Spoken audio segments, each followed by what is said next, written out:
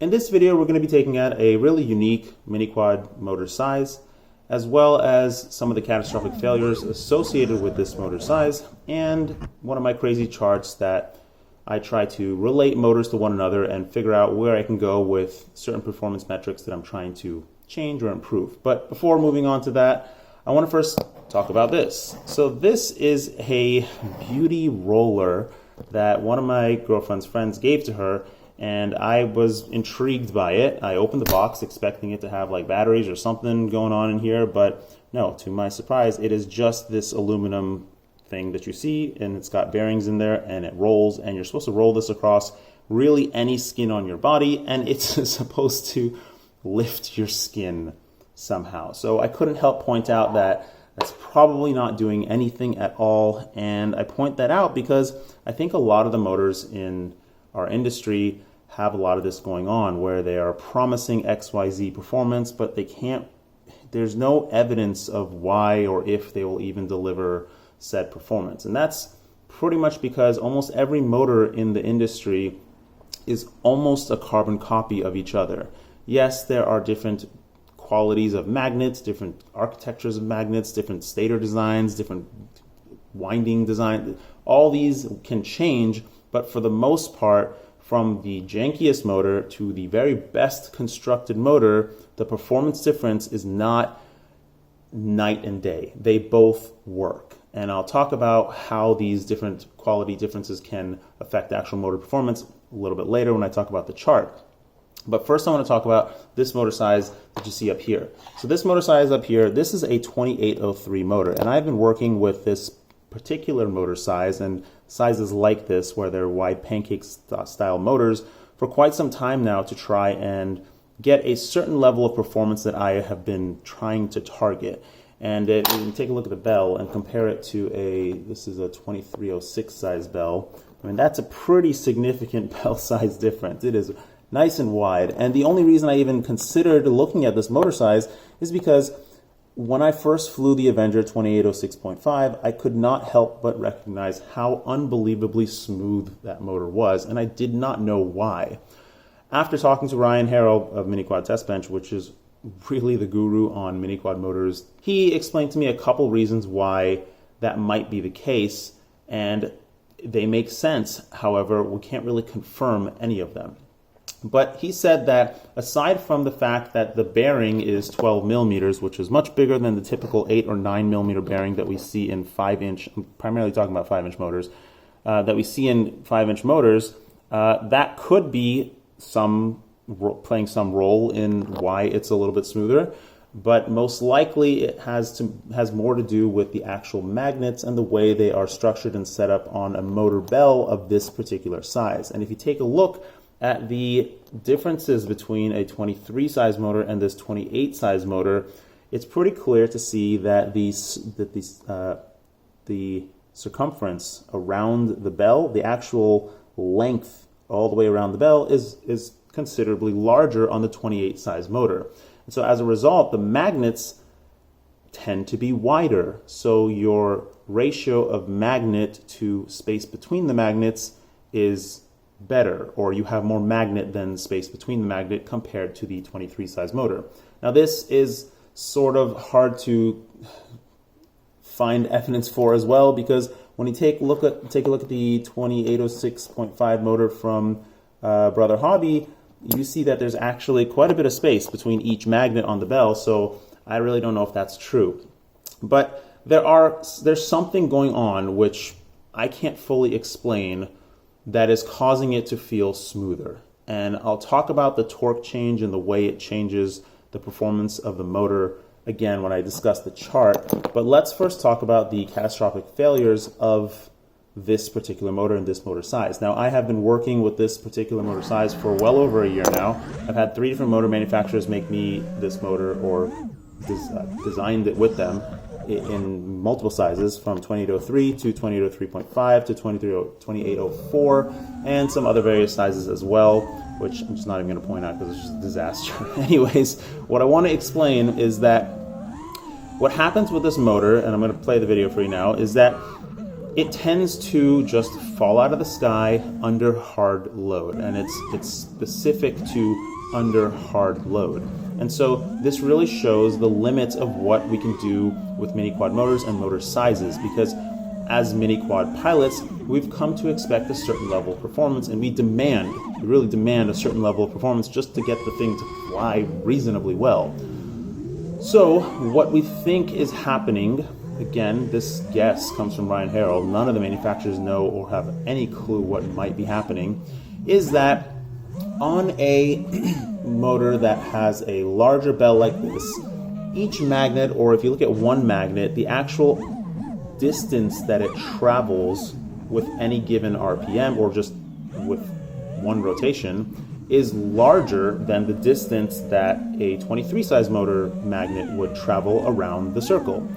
And so as a result, for any given RPM, the magnets on the 28 size motor are going to be moving much faster than the smaller motor. And maybe the ESC or some EMF, something's going on, cannot manage the switching and or read things correctly to really interpret what's happening with the motor, and it tends to either just fall out of the sky or has this weird slipping phenomenon which sends the quad into a weird yaw spin. Now, I'll be the first to point out that this doesn't sound 100% accurate, because if you look at the spacing between the 23 and the 28 size motor, it looks like their ratios are pretty similar. And again, I pointed out with the 2806.5 that those are pretty big spaces, and maybe, well, I mean, I already tested this and it's not the solution, but maybe the solution is to actually give the 28 size motor more spacing between the magnets. We've tested it to some degree, but overall, everything we've done hasn't been able to get this motor under control and have it actually perform reliably. Let's just get to the chart here, and the first thing that I will be the first person to point out is that everything that I'm going to be talking about from here forward is entirely made up. The only things that are actual definitions or are defining factors of what I'm going to be showing here are these dots and their relation to one another, not specifically on this chart, just specifically their relation and position to one another, because on the x-axis over here you have the stator volume, and on the y-axis you have the surface area of that stator itself, and this surface area includes the top and bottom, and it also includes, and the volume also includes the middle of the motor, which contains the bearing and the shaft. And if you go with an 8mm bearing versus a 11mm bearing, which you can in a 22 size motor, you end up having a lot less room to have stator volume. So that kind of screws things up a bit as well. So I'm going to point out some of those variations here and there, but for the most part, everything here is made up, and I'm just presenting everything based on experience. I'm not going to apologize for the things that I say moving forward that might be only for me, or maybe you have a different opinion. That is completely okay. So let's forget about all these lines and bars and everything. Let's just look at the dots here first and foremost. And again, purely based on my experience, I've tested almost every single motor on this chart and several different motors from different manufacturers of similar sizes across this entire chart. So I started from 1103 and gone all the way up to 3107, and what I want to point out here is that 2810 and 2812, I have tried these motors, but they don't fit on the chart because their volumes are way higher, or their surface area is way higher than anything on this chart. And 2803s are up here, as you can see here, and it starts with 1103 down here. And let's just first look at these bars, these thick green bars, and as you can see, it seems to have a pattern, like an almost mathematical, like that what's it called, the golden proportions, sort of. And it's really nice to see, and it tells me that maybe I'm on to something that tends to fit some sort of mathematical explanation in whatever I'm looking at here. And all I'm trying to do is find trends and find a way to explain where I'm going or predict what will work for what I'm trying to do. So when you get down here in the small motor sizes, things are really screwy and super sketchy, and it's really hard to even look at those. But if you tried to zoom in or tested all those motors down there, this graph would look very different, or maybe it would look the same, just blown up down there in that lower range. But the green bar, it's a thick bar, because that's the buffer zone between where you might go from 3-inch to 4-inch. As in, a 1404 motor would work pretty well on 3-inch. Well, I mean, it's going to work great on 3-inch, but it'll also work great on 4-inch. And 1407, actually, in my preference, is really probably more of a 3-inch motor. So let's actually let's move this bar up there accordingly. So yeah, that makes more sense. Yeah, that makes a lot more sense right there. So already I'm adjusting it. You can see that these lines are arbitrarily drawn. They are not drawn with any kind of math or graphing anything at all. So I consider 1103 more of a 2.5-inch motor, or 11 size more of a 2.5-inch size. Once you go up to 3-inch, you get this little cluster of motors, you get this buffer zone, you move into 4-inch, you get this cluster of motors, and really this chart focuses mostly on 4, 5, and 6, and it really laser focuses on 5-inch only. The rest of it is not quite as trustable, because I've clearly got a lot more data points over here in the 5-inch. Even though I've tested more than this, and motors way below this and everything, this is clearly where I'm focusing, is in the 5-inch range. But while we're here, let's talk about this lower range of the 4-inch. So, and the reason why I want to talk, well, let's skip that. Let's first talk about the 2803s, 2804s, and these motors up here, and this red line up here. So what I demonstrated earlier in this video is that these sizes, 2803 to 2804, just don't function. I mean, they work, but they don't function for our purpose, specifically because we expect a certain level of performance. We expect power, we expect control, we expect all these things that in order to capture from a motor, you need to have a certain kV, you need to have a certain power being pushed through that motor. And so these motors just don't seem to work at all. And if you extrapolate this red line, it's not a line and it's not a bar, it's not a buffer zone, it's just a vague drawing of what I've guessed based on previous past experiences. And so 2204 motors in 3600 kV with 5-inch props and 4S tend to be challenging to run and have some issues. Same with 2404. Pureflip did a 2404 way back when. One of the worst motors I ever flew. Didn't even fly right. I didn't know why at all. This was 3-4 years ago. One flight gave it back to, this is worthless. Don't even make these motors anymore. That motor I don't even think it exists anymore. More recently, we have our 2203, which is our Cinewhoop motor. And 2203, I mean, that's a pretty significant width for a 3-inch motor, but it's a 3-inch motor. So it's super wide, super pancake, and it happens to be able to function fine with 3-inch, even up to light 5-inch. But when you start running 4S on 2203 and 5-inch, you start running into some problems. And so that's why the next batch of 2203 is actually moving to a 2204, and because we have had some reports of issues with the 2203, not a lot, and it's only people trying to do really crazy things like run 6S on 3450 kV with like super ducts and just really crazy overloaded things. So the next thing, well, basically, the best explanation we have as to why 2803 and these motors tend to have issues is that if you look at the motor volume, moving to the right is the volume of the motor. And as I said earlier in the video, volume tends to explain how much power the motor can potentially produce, the overall power output of the motor that is available to you to work with if you deal with the kV and if you deal with the overall size of the motor. More volume means you can produce more power, period. It's as simple as that. Doesn't necessarily mean that's the end result of the torque you can produce. Doesn't mean anything end result, but more volume means potentially more power. And so if you look at 2803, the volume of 2803 is 2205. It's the same, it's less volume than a 2205. So now you're asking a motor bell that's so big and a motor that's frankly heavier than a 2205, notably heavy. The bell is notably heavier than a 2205, and it's got higher actual magnet speed, like the velocity of the bell is so much higher. You're asking a motor that has less torque or less ability to produce torque than a 2205 to manage something that is far more extreme than a 2205. So this is our best guess as to why these motors just don't work. It's just too big of a motor with too little torque to manage whatever's happening in the motor. And so I tried to get closer and closer to the line where it would start working, but I just never got there. So basically what I came to the conclusion of is that I need to see if in the 5-inch range I need to stay well underneath this red bar if I want to have a reliable motor. And that being said, I've even had problems with 2306 motors.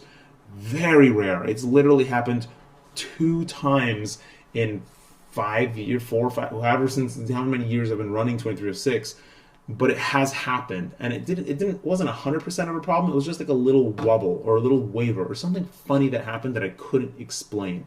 But it tells me that it's probably along the same lines as what was drastically exaggerated with the 2803 motor. This motor, you basically couldn't pump the throttle at all. 2803.5 was the first size that would even remotely begin to work. However, something else I want to point out on this chart is that if you look at the relationship between 2203 and 1608 or 1606 or any of these size motors, particularly 1608, the 1608 motor has considerably more volume than the 2203, a lot more volume. You can see here on the chart, it's like a third more volume. However, on a Cinewhoop, on specifically a Cinewhoop setup 3-inch, the 2203 performs significantly better than the 1608. A lot of this has to do with the fact that the 1608 is just so inefficient because it has a very low ratio of surface area to volume in that stator. As in, the stator is just too tall and it has too much volume for the amount of power that it's trying to produce, and it doesn't have enough surface area to cool the stator, to cool those winds and everything and keep the motor running efficiently. So you end up not actually having the power that you should given the motor's volume. That being said, the wider motors, as you go up in surface area, it implies that the motor is wider, tend to have more torque in the lower range of the RPM, and in most cases, more torque across the entire throttle range. So what may be happening with 1608, which at this point I'd say is pretty much guaranteed what's happening, is that in order to take advantage of this motor volume, you actually need a lot more kV on the motor. The problem is that the motor doesn't have the surface area to cool itself, so for you to be able to actually, what's the word? To actually, I don't know what the word is, but to actually observe the performance that you could or you should be getting from that 1608 motor. So when I flew the 1608, way back long ago, before when we were working on the 2203, I was just appalled by how poor it was by comparison to the 2203. But we're also moving to 2204. That's going to bring the motor volume back up. It's also going to give you that same torque of the 2203, so you're going to get a lot more power. Cinewhoops of that 3-inch size are tending to become heavier. People are running now 2 GoPros, other equipment, sometimes gimbals. So you really do need the power, and that's really what the Cinesplorer and that kind of platform is intended for. I just wanted to point out the heat issue. And if you go down on this orange line, which is the line that I have completely arbitrarily drawn, that represents my line for where heat starts becoming more and more of an issue, we need to consider the fact that the motor just doesn't have enough surface area for its volume to be able to execute the performance that it should given the volume. When you look at 1107 down here, which again I've said these small sizes are really screwy, they tend to be super exaggerated with their exhibition of issues, but 1107, I think there's also 1108 actually, I forgot about the 1108. There's Hawksky 1108 or 1107, wherever it is. That motor, this size, that is a lot of power in a really small motor that has very, very low surface area for its given volume. That thing runs super hot. And way back when I was doing speed runs just to see how fast my little micros could go, this was on 2.5 inch. It wasn't even on 3 inch. On the first run, I was getting 80, 85, 86 miles per hour, I think was the top I got. But then after a couple of runs, I couldn't get past 55, maybe not even 60. I couldn't even reach that. That is a drastic power difference just from when the motor heats up. And so if you extrapolate this line all the way up and look at actually 2208, I did recognize that 2208 is a lot less efficient than 2207 and especially 2306. But if you look at the volume, if you look on the x-axis, the volume of 2208 is so much higher that it has the potential to produce so much more power. So now we've looked at kind of everywhere around the range, and I'll talk about these 6 and 7 inch ranges, and these bars are really the buffer zone. In my opinion, 1404 shouldn't really be, is like barely reaches 4-inch class in my opinion. I mean, I could move this a little bit lower because barely isn't big enough for 4-inch class, and this is really regardless of what S you're running on your battery. That's just what I've found. And so for 4-inch range, it's this kind of cluster. And then as you go up, this band of transition gets thicker and thicker. If you look up here in the 7-inch range, you can see that 2806.5 is kind of on the low end of the buffer zone for 7-inch starting. And that's because I've tested a bunch of motors above this size, and 3106.5 is, it makes the 2806.5 look like a 5-inch motor by comparison if you consider the performance. But it starts getting more broad when you get past 5-inch, past 6-inch, because 2806.5 is totally suitable for 7-inch. Not optimal, not even close to optimal, but suitable. And if you're running an X8 setup, you don't really need, usually, I mean, I don't know what you're carrying, but you probably don't need the power of 3106.5 and an X8 setup on 7-inch. That's kind of probably overkill for your application. You're going to need a lot of battery to manage that size of motor with that much weight and everything going on. So 2806.5 just makes more sense on an X8 setup because you just, like X8 crafts, the setup in general just has so much stability in the air that you don't really need to do much else. It's not going to be super quick because X8 is just not super quick, but it's super stable, super smooth, and I have a feeling that it's going to become more and more popular. Similarly, if you look at this 2212 size, this is like a motor that we've been running for like 10 years. The Sunny Sky 2212, like this motor we've been running on like 10-inch, 11-inch props, which is ridiculous way back when. But it also came in like 900 kV or like 980 kV. Also, there was like a 1100 version. I think there was also a 1500 kV version that was recommended to stay under 7-inch or something. And that makes sense, except for the fact that this motor is so inefficient. And actually, even DJI went up to a wider motor. I think they were using like a 2310 motor on their Phantoms now. Whatever it is, not a great motor, just happened to work.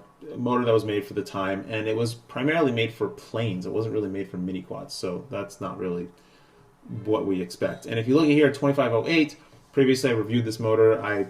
It works on 7-inch. I wouldn't recommend. I mean, you could run a 2205 on 7-inch. It works. It's not very good. It works. 2508 is reasonable for 7-inch, I guess. I mean, almost, but it's really a 6-inch motor. And really, if you ask me, this bar should actually be more like up here.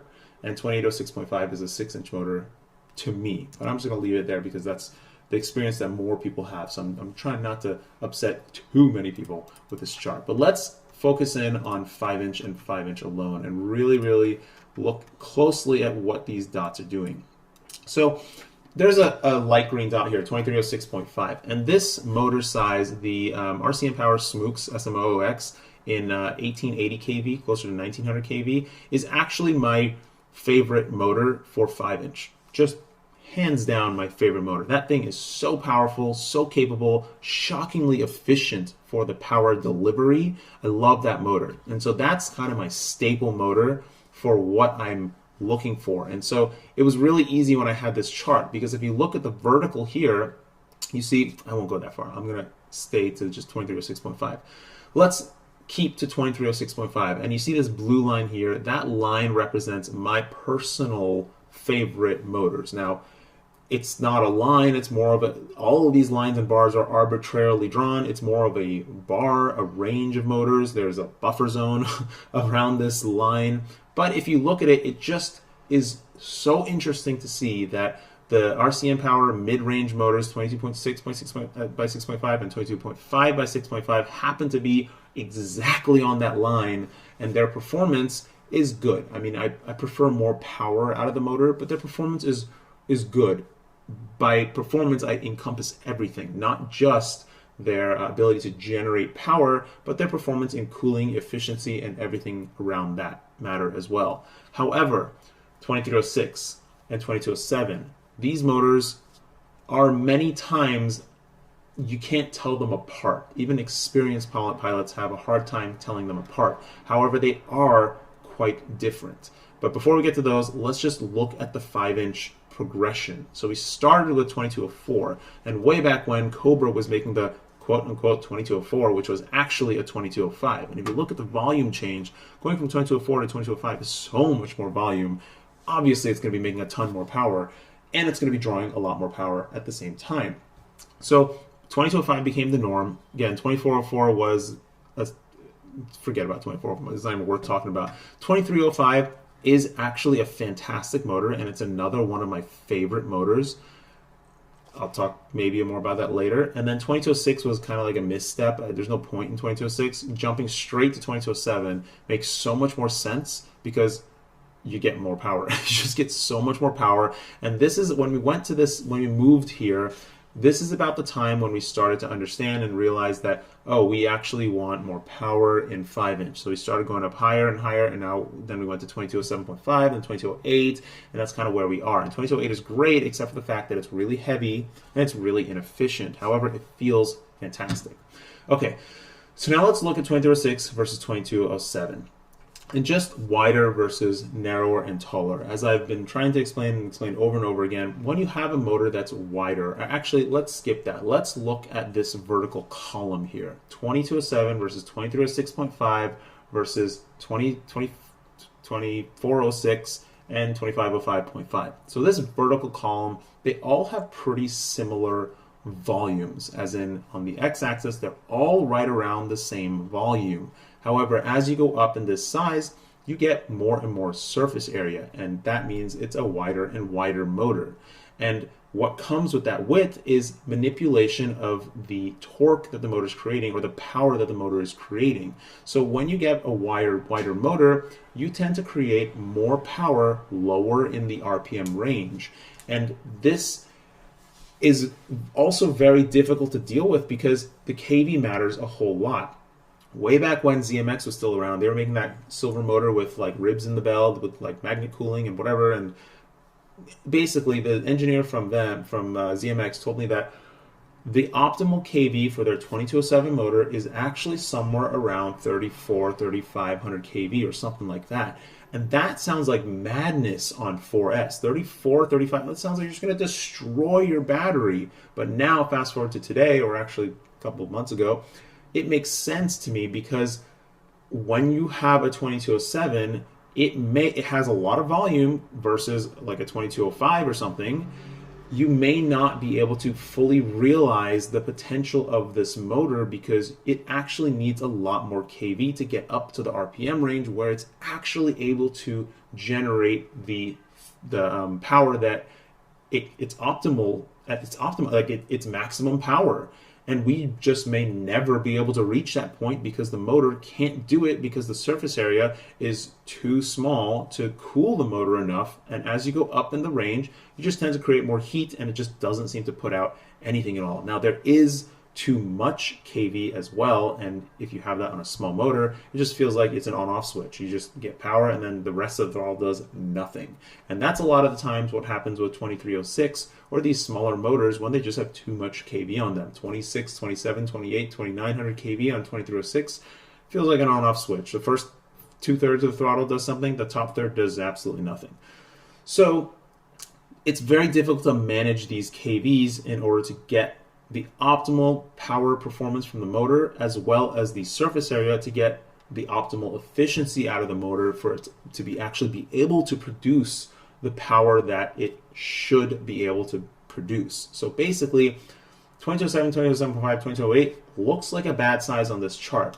But now let's consider, so to simplify everything, when you have more width, you can produce more power for your given volume most of the time if your KV is appropriate for that motor size. A lot of maybes and appropriates going on, but I hope that sort of somewhat makes a little bit of intuitive sense, because now we're going to look at the reason why maybe Racers tend to prefer 2207, 2207.5 on race quads. So racers tend to prefer steeper pitch props, and I have historically hated 23 size motors or wider size motors until prop companies started making shallower props that have more rigidity to be able to execute higher RPMs. So right now the GemFan 51433 is my favorite prop by far. That prop is really good at maintaining its shape higher up in the RPM range. Of course it has its limits, every prop has its limits,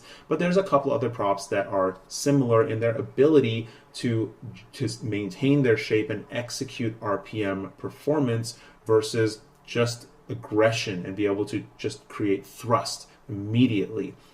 And so what this does is that it really buffers the low end of the throttle range and makes it much easier to control. And in the future, I'll talk about the future afterwards, but that's the reason why 2306 and 2306.5 has become so good in my mind, because we have props now that can really use the motors correctly, and because having a wider motor tends to give you more torque and power across the entire throttle range or RPM range, not just the low end.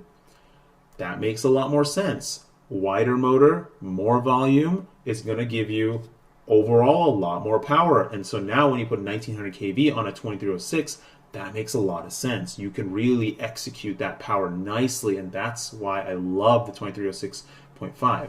Now racers prefer steeper pitch props, and when you throw a steep pitch prop on a 2306, I hate it. I think it's awful. It's uncontrollable. It's an on-off switch of power. It's craziness. However, if you put it on a 22 size motor that's tall, that doesn't have a lot of power in the low end of the throttle range. So it makes the super aggressive prop feel really nice and controllable. Now, what's beneficial with a super aggressive prop and racing is that racers are always hunting for grip, the ability to pull through that corner or do that 180 turn real fast. And what an aggressive prop does is that it starts generating thrust lower in the RPM range. Sure, it might be stalling at the lowest end of the RPM range, but the fact of the matter is when you go from like 20% throttle to 50% throttle, you're going to start producing thrust much quicker and more thrust with a more aggressive prop. Regardless of how much load it is or whatever it is, if that prop's changing RPM, you're producing thrust faster, and that is what turns into grip and turns into the ability to pull through turns hard. So it makes sense why racers prefer 2207 and they move to 2207.5 because they just want more power. But 2208 just weighs so much, like 35 grams, it just weighs so much that it's now starting to bog the quad down and change the handling. However, the alternative is to go with a motor that is wider, or taller in this chart maybe, wider, has the ability to produce power more efficiently, so you maybe can run a smaller battery even, and consider using a shallower prop. However, you're going to give up grip. You're going to give up grip unless some prop engineers come up with some real nifty science and somehow they're able to generate grip with a prop that doesn't generate thrust as fast as a very aggressive prop. Of course, there are props that can, and there's been a lot of props over the years, but that's just a general, bird's eye view of what's going on. So now when you take a look at where I'm going and all this information that I've got and what I'm trying to do with my motor sizes, well, first let's also talk about 2407. So 2407 came out a long time ago, and it was a very surprising size that could perform so well. And Joshua Bardwell is actually, I think, the only one today that has a 2407 size that he actually pushes, and he loves that size because he likes running aggressive props. He wants all the power, which, good for him. That's what he likes. Actually, I had a discussion with him where I would like to know more about how he feels, because he's now tested lots and lots of things. So he's a really good informational point to figure out what might be going on. And so it's just really interesting that he chose to go that route. And I think a lot of it has to do with the fact that it has the volume and it has the power to drive the props that he wants. However, me personally, and I think the majority of acro pilots tend to prefer shallower props and more RPM instead of more aggression and more just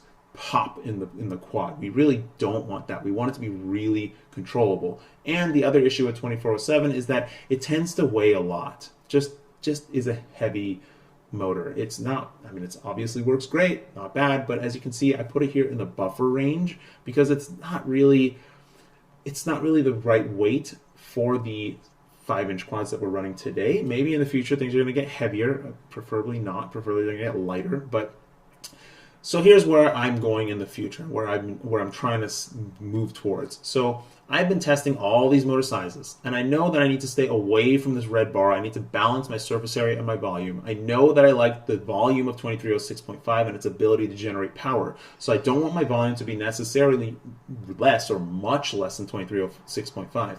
I'm currently testing 2505. I've got a couple of the motors around this size, and I'm going to be testing 2505 very soon for the different KVs. I have 2505, but I have to find out which KV works properly. The point that I'm trying to make here is that as you go up in surface area or wider motor, you tend to start getting into the zone up here in the red where you can have issues with the motor and its performance for the given power that you're trying to pull out of the motor. So you can run whatever you want on 6-inch or whatever this stuff, but you tend to have issues with overall ability to manage the prop control with a motor that's too small for the prop, and you tend to have issues if you try to drive the whole drivetrain too high, too hard. You have ESC issues, you have noise issues, you have so much stuff going on. So it's really a battle to manage all these factors together, plus the KV, not push the KV too far so that the motor starts having issues, but enough KV such that enough KV in the right volume and the right surface area for the motor to actually be able to produce the power that you're looking for efficiently, not like the 2208, which just sucks power, turns into heat, and just you're screwed. That's where I'm moving, and that's why I'm heading towards this 2505, and that's why I'm testing KV ranges to see what is allowed, what the physics of the motor will allow. And for the most part, motors are all built very similarly. However, a crappy built motor versus a really great built motor will make each dot bigger. So if you look at 2306 versus 2207, if you make a really good 2306, you might move the dot over a little bit to the right. Make a really crappy 2207, you might move that dot a little bit over to the left.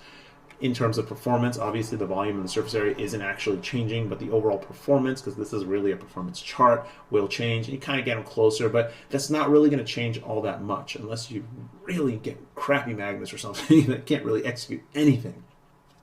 Anyways, I hope this chart was really interesting and informational. I've got a bunch of other charts like it that I'm trying to use to kind of explain where I'm going, because the options are really limitless. It is kind of unfortunate that there aren't more people like actually trying to analyze what on earth is going on and spending their development dollars on moving things forward rather than just making the same thing over and over.